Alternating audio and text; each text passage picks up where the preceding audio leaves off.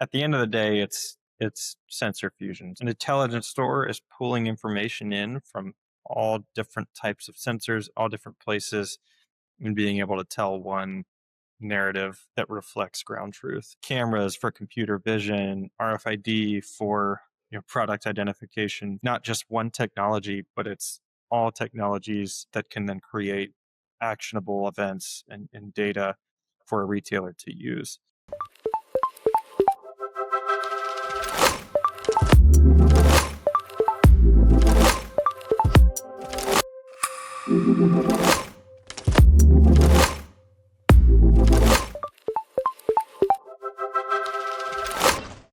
So, Matthew, retailers have more operational data than ever before, but they are still struggling to make use of it effectively. What do you think is the reason behind it? Yeah, I think it's a few different things. So one is obviously the quality of the data itself. So making sure, whether it's RFID or any other sort of sensor data from a store, that they can actually trust what that data is telling them. And so, if, as the old saying goes, garbage in, garbage out, if you can't trust the solution accuracy or the accuracy of the data capture solution in place, then anything that comes out of the other side of that may not be trustworthy. So I think that's a huge step for retailers to have to go through, is to ensure any data they're using is as accurate as it can be. It's telling the story of what's actually going on, so they can use that and operationalize it. I think in addition to that, it's the sheer volume of data. We live in a sensor driven world now, whether it's RFID or BLE with Bluetooth or even barcode scan technology. We all have our phones on us. There's all these different ways that retailers are collecting data, and it's a lot. It's millions or billions or beyond that data points. So for them to take that, to understand and turn that into events, that can be a big undertaking for a lot of retailers, which can prevent them from really moving to that operational stage where they can leverage it for customer experience or associate experience. Right. So, I hear quantity and quality of data, right? Those are the two parameters that matter. Let's dive into the quality aspect of it before the quantity, right?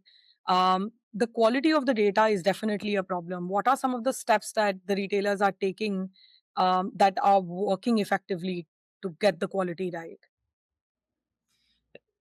Our background at the RFID lab is very RFID focused. I think we do work with additional technologies as well, but it really starts with standards and quality measures in place farther upstream.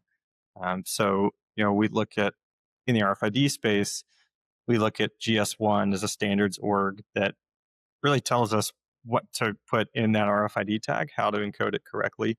Um, but even beyond that, there's the question of, well, how do we maintain quality for the sensors or the data capture mechanisms in the first place? So the RFID tags, or even beyond that, if it's BLE, then a BLE tag, or whatever it is. There's quality that goes all the way up to that manufacturing level, and then there's also the compliance side of that. So you can have requirements, but you have to have someone execute on it. So there's measures in place that allow whoever's executing, if it's a product supplier, to make sure they're doing things the right way. They're putting that RFID tag in the right place, or they're putting that barcode in the right place and it's scanning as it should, whatever that data capture technology is. And we, as a lab, we've helped support that in a couple ways through the ARC program or ALEC program here. But at the end of the day, it's supplier compliance, it's manufacturing quality, it's really all of the above. And then the solution itself, right? So, from a solution standpoint, um, doing pilots, doing case studies to understand and make sure that the solution is capturing and reflecting what's ground truth in the real world. So, I think it's multiple parts to it, um, but all of that comes together to help provide confidence. Right. And Akash, on the to you, I think the quantity aspect of it, right? Of course, when you started off the journey with G Store, you know, one of the key problems that that was underlying was the sheer amount of data that always on technology brings with it, right?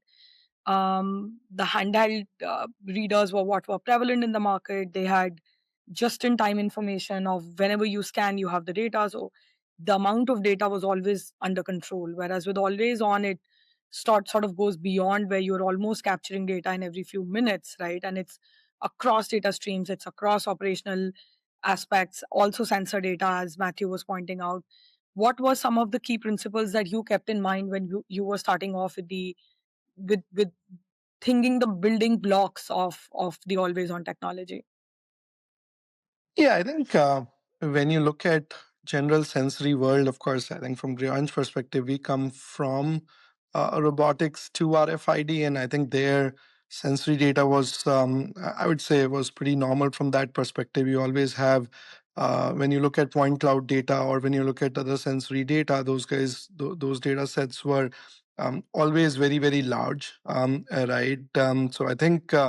The perspective always have been that the sensory data is always going to be noisy and huge. You always have to pretty much, I would say, filter it, and also make sure that you're storing the relevant parts of it, right?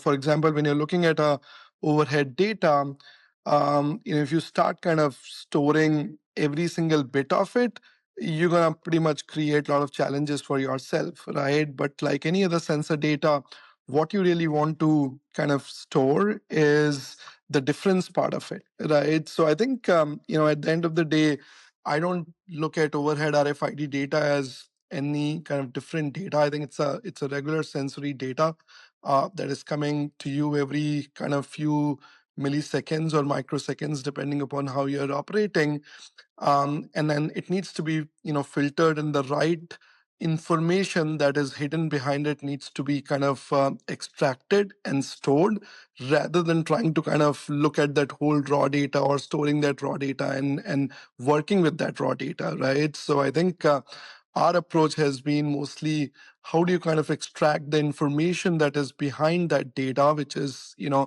bunch of information coming from one single EPC from multiple readers.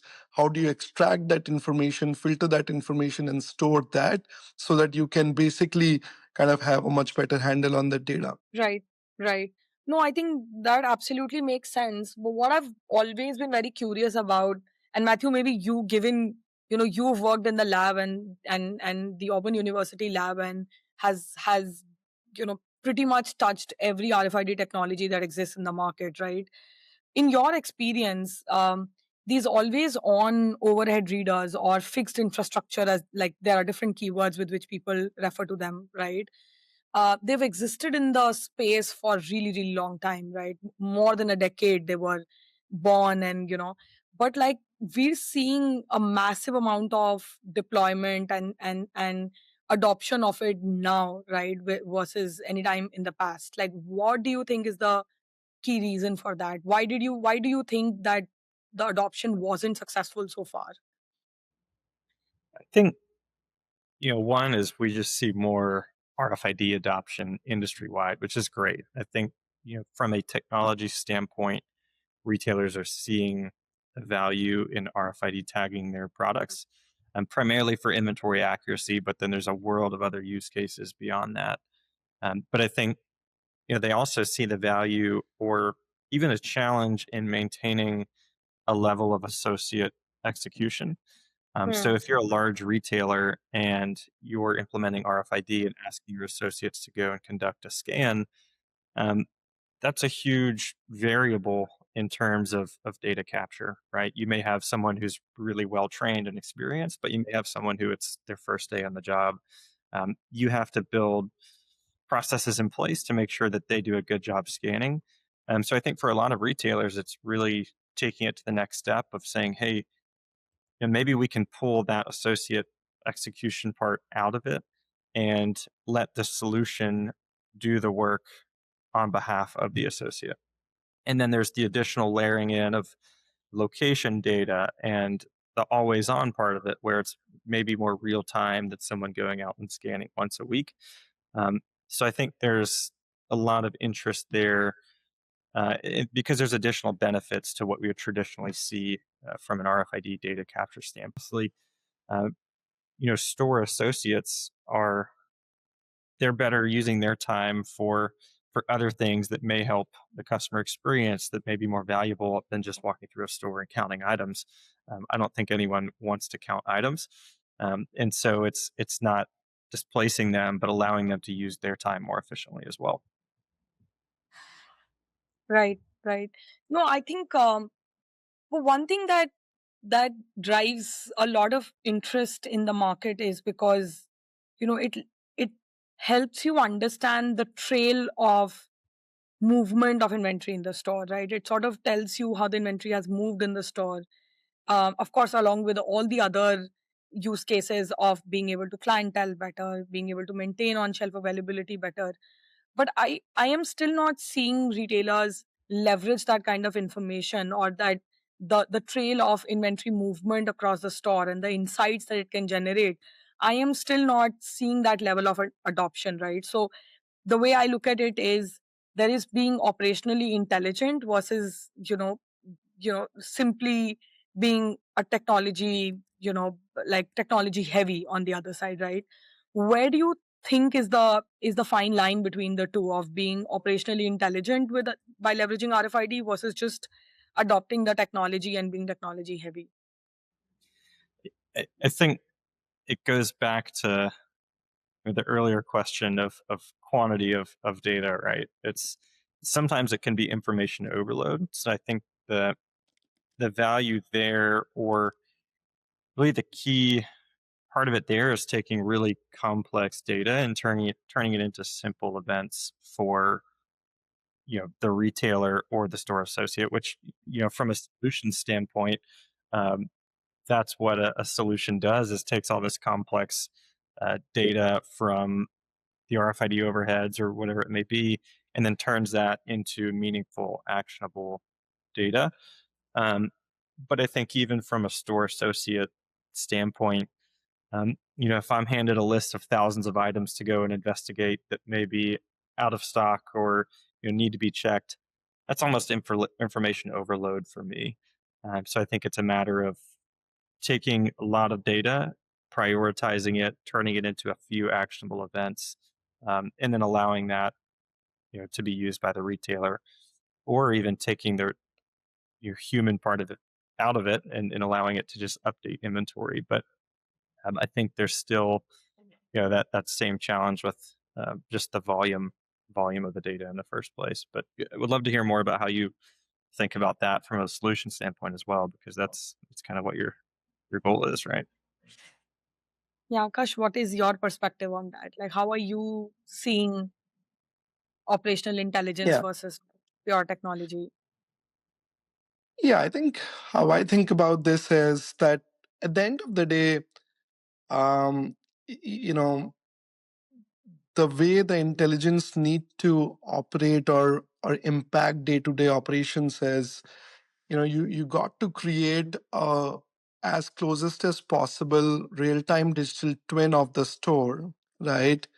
Then you got to kind of have some aspects to understand what the most conducive digital twin needs to look like, right, for your customers, and then continuously try and match those things, right? And what RFID does is to gives the opportunity to kind of make sure that inventory part of that digital twin gets to real time, right? I think pretty much every retailer have that understanding that this is what my perfect store looks like, right? If you don't even have that understanding, this is when you like sold the most, and you might be able to take a snapshot of it and say, this is how my store looks like when I sell the most, right?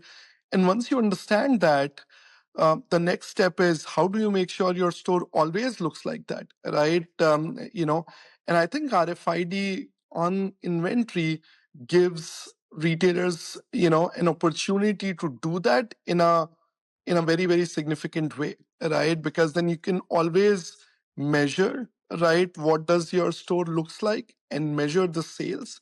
And then what you guys talked about, the movement of inventory, is all about those transitions that are happening that are leading you to that state, or you are triggering those tasks that will bring your state to the ideal state which you think is going to be most conducive for your for your sales. So at the end of the day, we think about overhead RFID as one of the critical signals to get you to that real-time digital twin, that will help you to always push your store to the state which we feel, whether it is planogram, whether it is right size curve, whether it is making sure that store associate understands that information, all of that to the state which you think is going to be most conducive for your sales. And lastly, also helping you to capture impacts of changes, right? When a visual merchandising person moves something from location A to location B, there is an intent and a prediction to it, right? That when I change it from location A to location B, this queue might have more traction, right? There's been almost no way of doing that, and I think overhead RFID or real-time RFID signals are giving you way of doing those A/B testing, right? Which we do all day long on e-commerce, right? We change the in fact the priority of a SKU and see if the clicks increase, right? Where is that version of that in a real store, right? I think your real-time RFID is giving you that power to do these kind of things in the store and continuously kind of keep pulling the state of the store to the state where you think is gonna give you maximum sales. I like what you said about spending the time to just create a vision of what your ideal store looks like, because I think a lot of retailers see the solution and say, "Oh, I'm going to have all this data that's going to be great," but they don't necessarily think through all the ways that that's valuable for them, and how they can take that data and look at it. And I think without a clear plan there, a clear understanding of what that value is, um, they're kind of back in this place of information overload, trying to figure out which direction to go in. So I think that's critical, because there is so much value. It's just a Yeah. matter of honing in on where exactly that is. Yeah, and we haven't talked about this, but I think there is of course the aspect of quantity, but there is a spatial understanding aspect of it as well, right? And I think at least today what I see is people are underestimating the value of the spatial understanding of things, right? The quantity still seems to be the majority driver, which I think it is, but I would say there's an equal understanding that you can get from spatial understanding of your inventory, right? And I think in the retail store world, that information has not been consumed, absorbed, and used in the right way yet. But I think what also overhead and some of the handled applications are bringing us is more spatial understanding of your inventory, which again kind of is a very very strong signal, to kind of to leverage in that vision of store that we just talked about. Yeah. Akash, the use cases that you're talking about are, of course, a lot more advanced, right? Even across the deployments that we've had, the kind of insights that we've been able to give to the retailers, right? But the rate of in insight generation to the rate of insight consumption and making it actionable, right? There is always a very lagging indicator to it. Matthew, if we zoom out a little bit, what are the top use cases that you're hearing in when retailers are coming to you for guidance in their RFID adoption, or even like moving up the autonomy framework of autonomous stores? Like, what kind of use cases are retailers coming to you now with? I think historically it's been inventory accuracy, and I think we still see that today. That's the primary value driver for just about any retailer that's implementing RFID. Is they want to know what they have in their store so they can better serve their customer. The products are available, they can sell them. They're not having nil picks or anything like that. So I think inventory accuracy historically and then still today is that primary value driver. But I think we see a lot more interest beyond that to say, well, how do we leverage RFID upstream, farther downstream? So upstream in the supply chain, understanding the flow of product from manufacturing all the way to the retail store, and then downstream out of the store for things like exit, theft detection, and all of that. Um, but even beyond that, within the store, I think there is value for retailers, to Akash's point, in potentially the location part of things, understanding what is where, maybe what's out of place. So, as an example, maybe there's product that's tied up in the back room and it's not available for sale to a customer on the sales floor.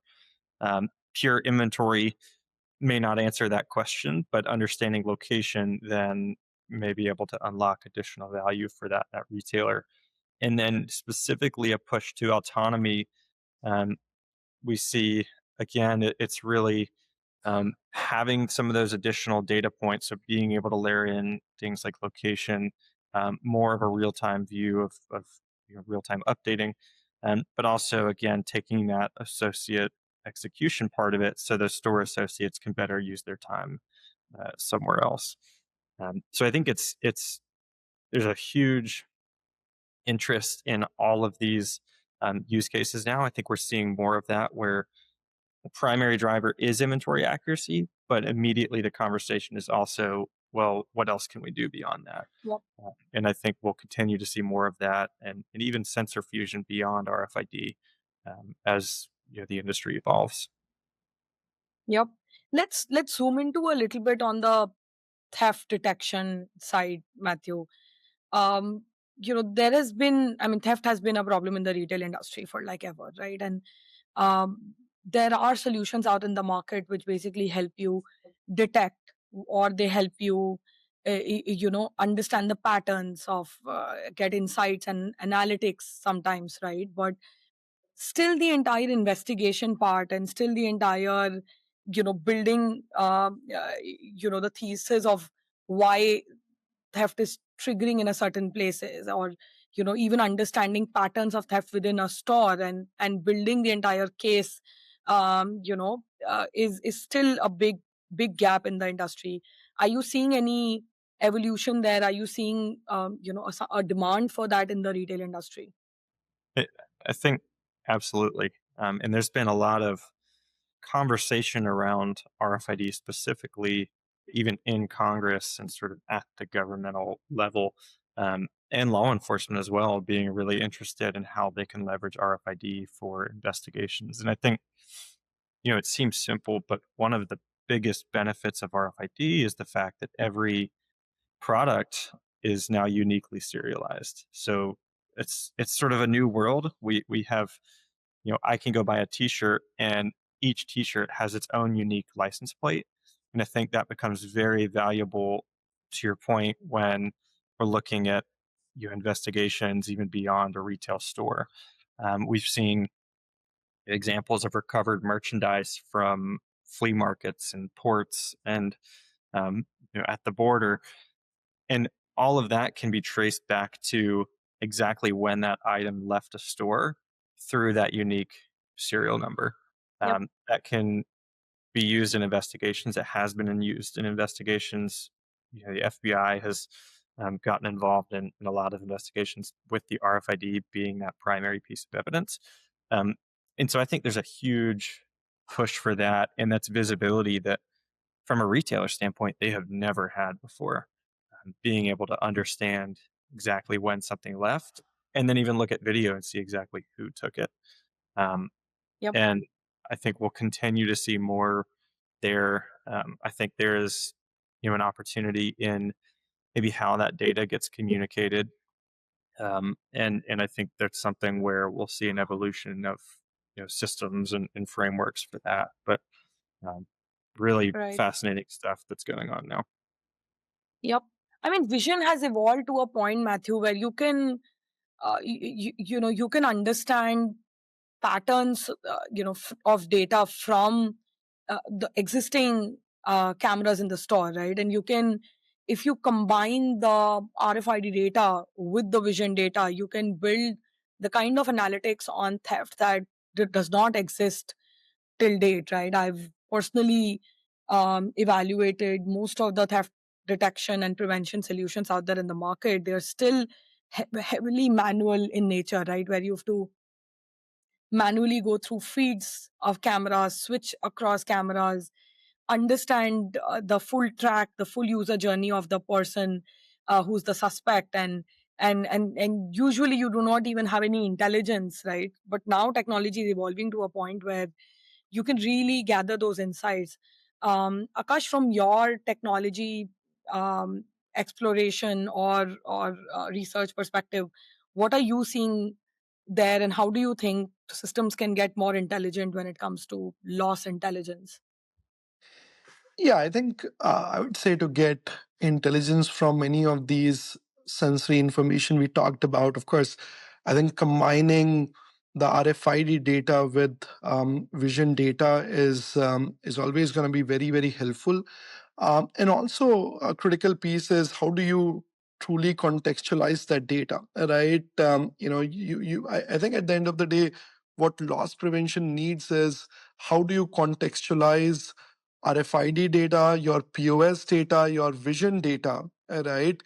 In I would say in light of a suspect that you're trying to kind of go for, right? So I think from technology perspective, of course, vision is very, very, very mature today. From overall perspective, how do you combine vision and RFID is the key piece that needs to be kind of mature, right? And of course, I think at Gray Orange, we are spending a lot of time on how do you really build the right set of journeys from start to end, because in these cases the biggest challenge is always the technology exists, the technology for vision exists, the technology for RFID exists, but how do you really contextualize it and build an end-to-end journey is the critical piece. But if you are talking about core technology today, a lot of it exists fairly well, especially how I would say through LLMs, the video and video analytics has evolved over last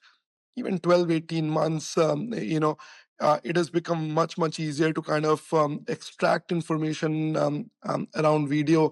Another aspect that has evolved now is being able to deploy different models at the edge. One challenge from technology perspective always has been is that you have like so much data coming from the store, but store never had internet bandwidth to really upload it to cloud, right? You hardly have bandwidth to kind of just run your basic software. So there's never enough bandwidth for upload that video data on cloud and do any kind of analytics. So with the advent of those on the edge GPUs, there's another opportunity that has come up where you can really kind of process a lot of data, video data in the store, right? And then send the process information on the cloud, bring it together with RFID, contextualize it, and then power that end-to-end journey that we are talking about. So I think some of the technology that has kind of come up over last 12, 24 months is making it a lot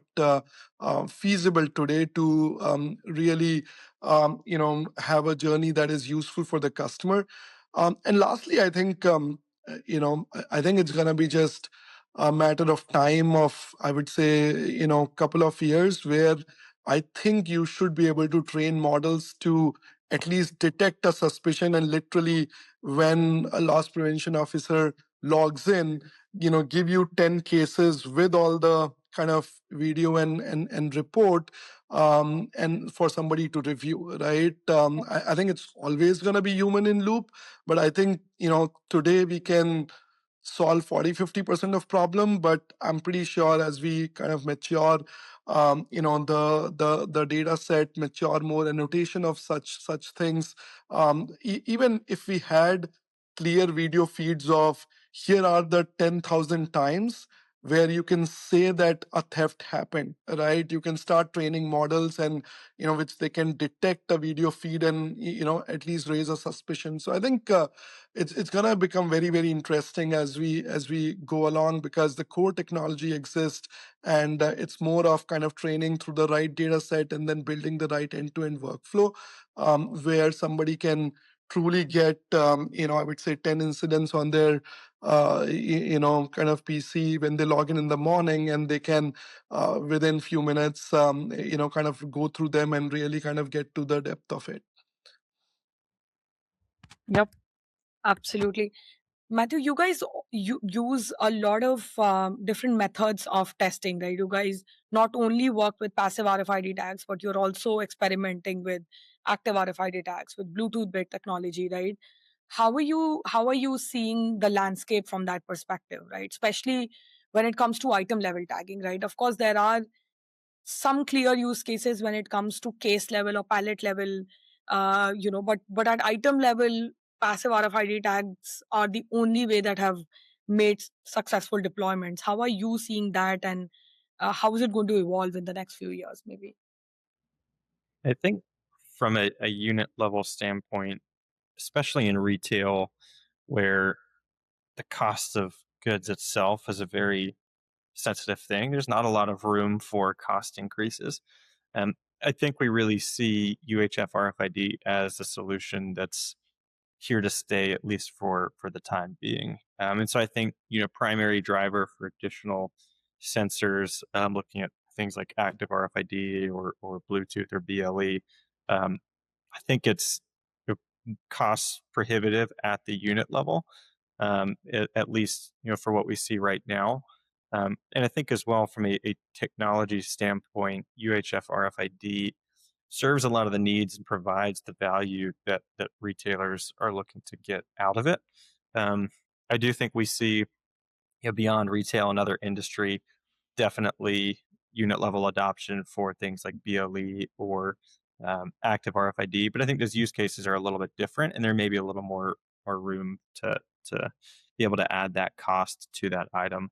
But I think for now, we really see those technologies as not a replacement, but something that's complementary, maybe at a case or pallet level, for maybe supply chain tracking. And I think that's where we see the future of that is, even from a data standpoint, how do we take different data capture methods, whether it's BLE, active RFID, passive RFID, whatever it is, how do we bring that together to tell the full story of what's going on from source all the way down to store?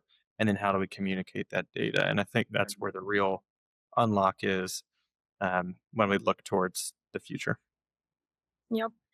Akash, from the very early days of building GStore, I remember one thing that you prescribed to the founding team of GStore was that, don't get too stuck up on passive RFID, active RFID. Your perspective was very clear. Build a sensor agnostic, architecture which can leverage data from any type of, sensor, right? And I also remember you said, you never know. Then the industry might get to a point where, past like active RFID tags or Bluetooth based technologies, they become so cost effective that the deployment starts going in that direction. And uh, what's your perspective on that now, and how are you seeing it being a benefit from the early architectural decisions that you took? Yeah, so I think at the end of the day, I'll still will go back to the whole digital twin concept. There is information available about your store, right? And you want to make sure that you're able to take that information and digitize it. And in what form you will get that information is always going to vary. It's always going to vary. It's going to happen. And when I talk to the team, I think about I should be able to take that information in any way possible. Even to the point of saying somebody should be able to say in the microphone, add 3 units of this inventory in the store, and our inventory should get updated, right? Because at the end of the day, the different scenarios that's going to happen in stores, right? The type of inventory, all the sensory different sensors and likes of that, there's always never gonna be a uniform way of capturing your store correctly, because different retailers, different geographies, different types of inventory, different stages in their technology curves and likes of that. And if you're gonna wait till the very end when everything is uniform, everybody has RFID, everybody is on the same standards and likes of that. I think it's gonna take us long time to get there, right? And hence it's so much critical for a software architecture to be able to consume any kind of sensory information, literally from barcode to overhead to handheld to kind of physical counting, to be able to bring the right digital twin accuracy to the store and then continue their journey from there on. And I think more often than not, we have kind of taken the advantage of that architecture. There are newer technologies coming almost every few years that are making the data much better. Another aspect that's worth kind of talking about is not getting stuck with the frequency of the information as well, Mm. right? If we design the software architecture in a way that the frequency of overhead is once every second, frequency of a handheld is once every day, right? But at the end of the day, it's all about consuming that data and bringing a right confidence interval to that data, right? Irrespective of what the frequency was. So I think technology is going to evolve quite a bit over the next 4 or 5 years as well, and it's going to be critical for kind of people building software for inventory to be able to completely open to what are different forms of signals that they're going to consume, and then blend it all together to have their inventory with certain confidence interval, and then able to drive different decisions from that. Yeah, Matthew, do you think there is some different perspective to it? I, yeah, I don't think it necessarily have a different perspective, but I think you're right. Like it does look different for every retailer as well. So there's not a one size fits all. Hey, industry wide, here's the technologies that we're going to use and where we're going to use them. Because I think everyone's supply chain is different, everyone's store is different. You go to a club type environment where it's almost a warehouse, that's very Mhm. different than a mall type store where it's very small. And so I think there's different technologies for different use cases. At the end of the day, it's a matter of how do you identify what you need and where, and take that data and pull it all together. Which, like, we're not going to put RFID on a can of green beans because it's all metal and liquid. But there may be Mhm. other technologies that can capture data about that product, like computer vision. And at the end of the day, it's a matter of different data solutions, but telling one story with that. Yep.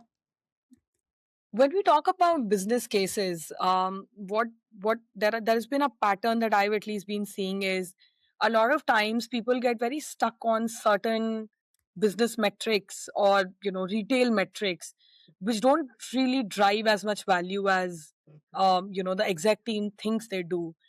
Are you seeing any of that lately, Matthew? Like, are there any retail metrics that you feel are very overrated?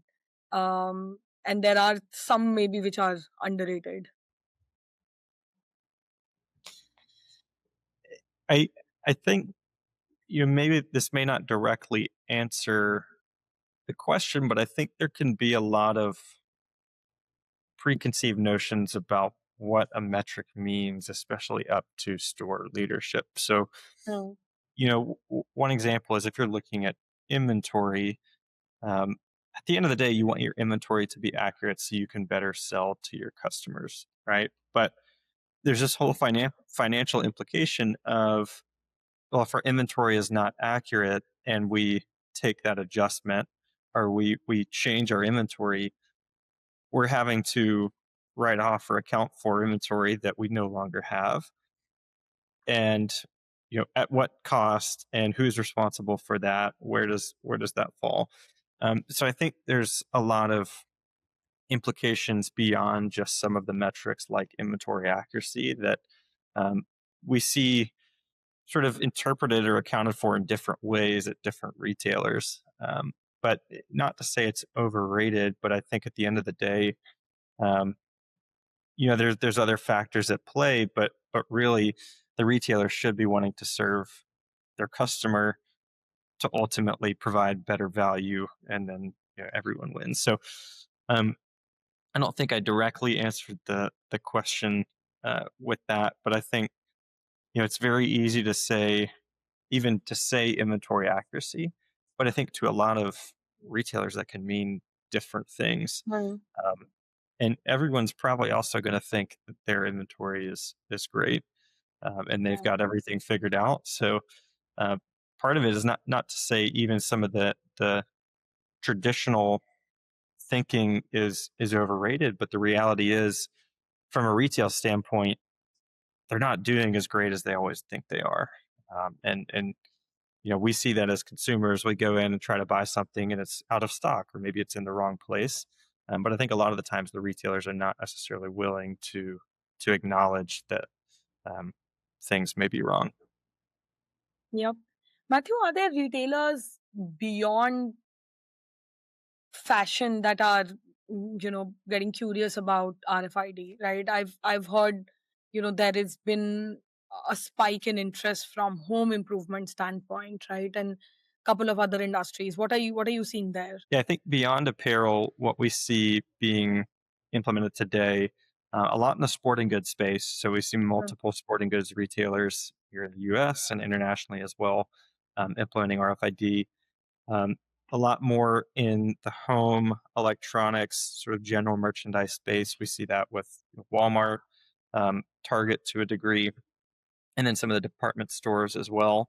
But beyond that, looking at home improvement, I think there's some interest, but we don't see large rollouts there. A lot of talk of cosmetics and even some food in the grocery space. I think when we look at where we're at on this implementation curve, a lot of those remaining product categories, the home improvement items, the food, cosmetics, they have some challenges from a technical standpoint, whether it's foil or metal or liquid or things that may interfere with RFID. And I think as we see an evolution into those product categories, we'll see potentially some changes to product packaging to enable those items. And I think that's what will really need to happen. Um, where RFID becomes, from a retailer standpoint, sort of an RFID forward initiative where that's influencing the packaging design, that may be influencing processes and merchandising and all of that. And I think if the retailer is not willing to do that, they may not be successful in some of those additional product categories. There is an entire aspect of human intuition that is important if you think about everything that we just talked about. That the top layer of it is going to always be human intuition. um, so on those lines, Matthew, with no matter how connected and data rich your stores get, human intuition is always going to be a very important aspect when it comes to retail operations.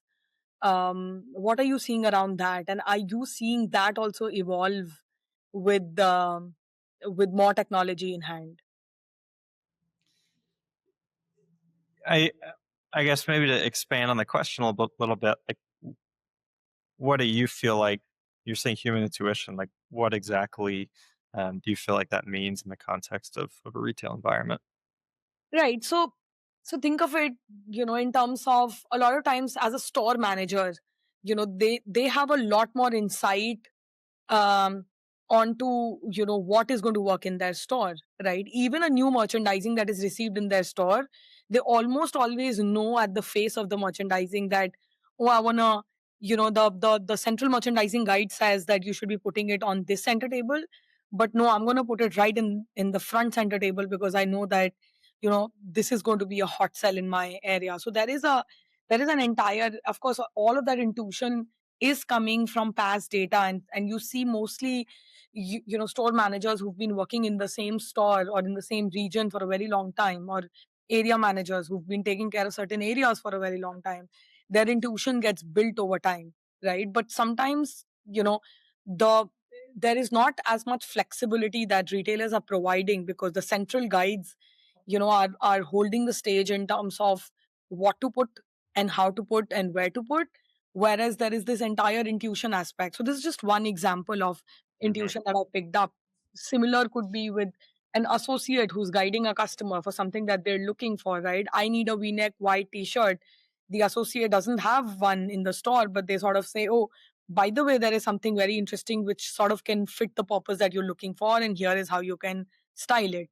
Yeah. So yeah. I think it's a really good question because you adopt a technology, whether it's RFID or something else, and we see a lot of people in stores, store associates that say, from a process standpoint, sure, this makes sense on paper, but we know that our employees are not going to execute on that. They're not willing to, or you're telling them to do it one way, but we know they're going to do it another way because they always find the most efficient, shortest way to do things. And I think we see a lot of that, which from a retailer standpoint, they need to be willing to listen to the associates, listen to that human intuition, Hmm. and account for that, because that can make or break a program or a process. And we see that. We've seen examples of RFID processes that are implemented where the store associates say, "This is not efficient. This is not something that we had to do before. We're not willing to do it." Um, and I think those are really important things for retailers to listen to. Yep.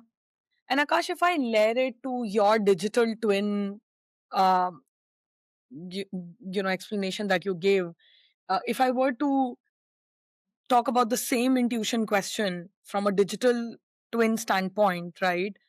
How does the localization of data and how does that intuition, which is eventually being driven by the experience and data, right? How do you pair that up and how do you bring the local digital twin or the store digital twin for a specific store in nature, and what can you do with that? Yeah. I think firstly, the local intuition today that people have in the store is like a two-edged sword.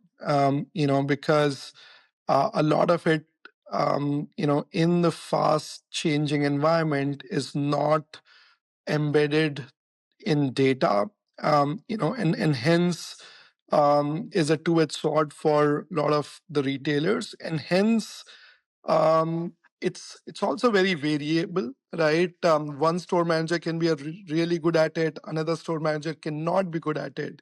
So hence you still see a lot of things centrally driven because variation is very, very high, right? And brands cannot afford that level of variation, the churn, all of that. I think that is still holding everybody towards that whole central model today.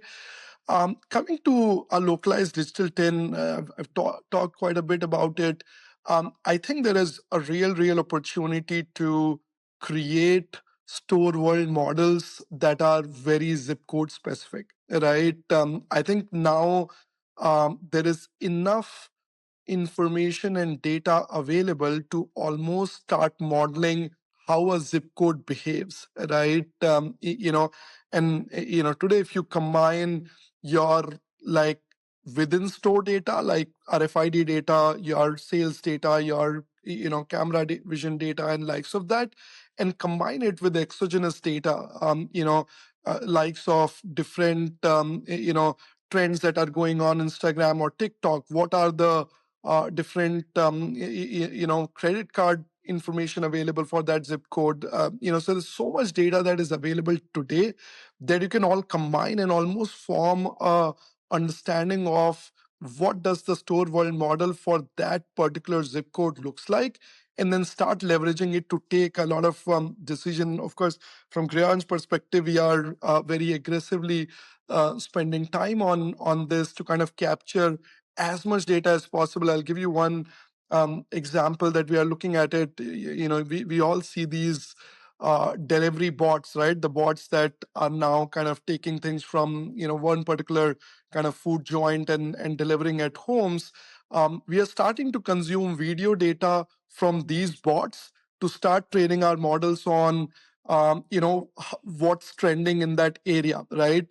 Because see what has happened is when you look at internet, right, there are always methods of people to understand what you're clicking, how much time you are looking at certain kind of skew and likes of that.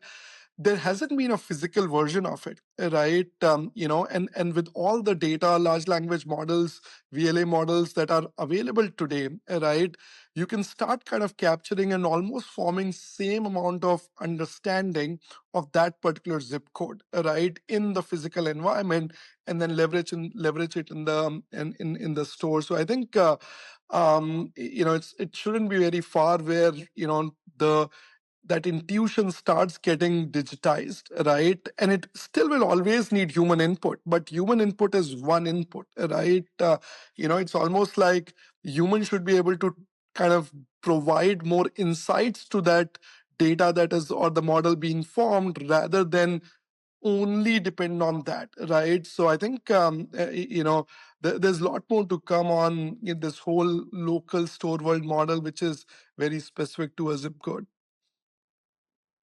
Yeah, I think Akash, your perspective on the store of the future is very clear. Matthew, what are you seeing from all the research or experiments that you guys are holding in the university labs?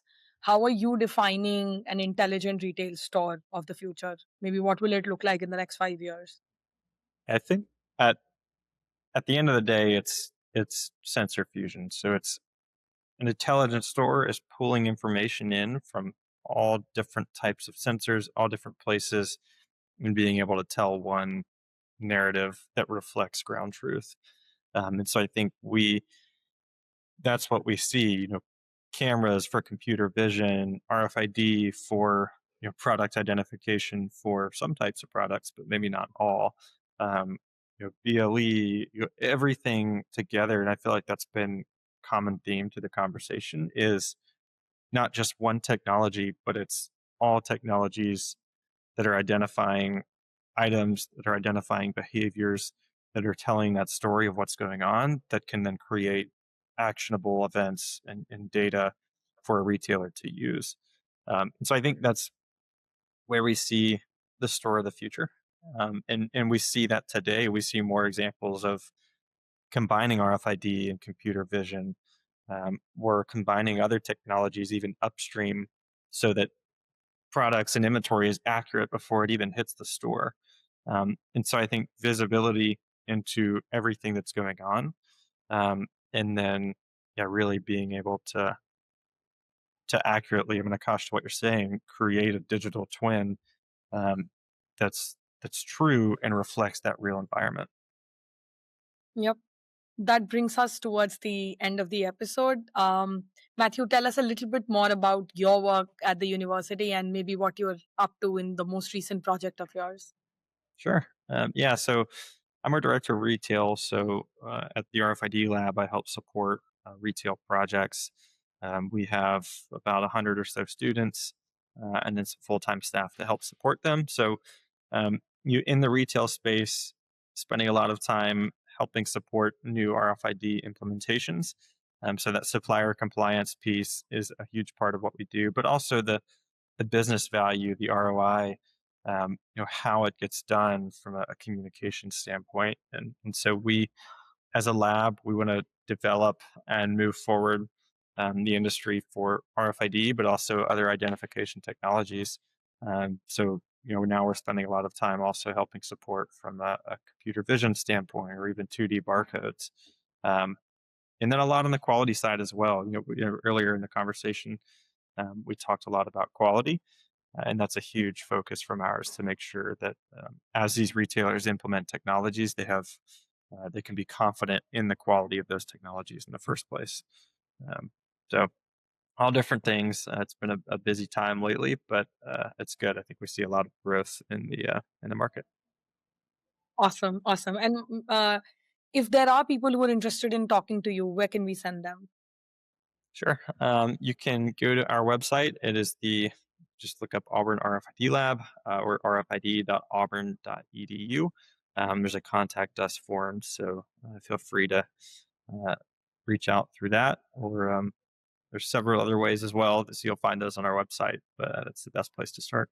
Awesome. Thank you so much for your time, Matthew. It was a great conversation. Absolutely. Thank you.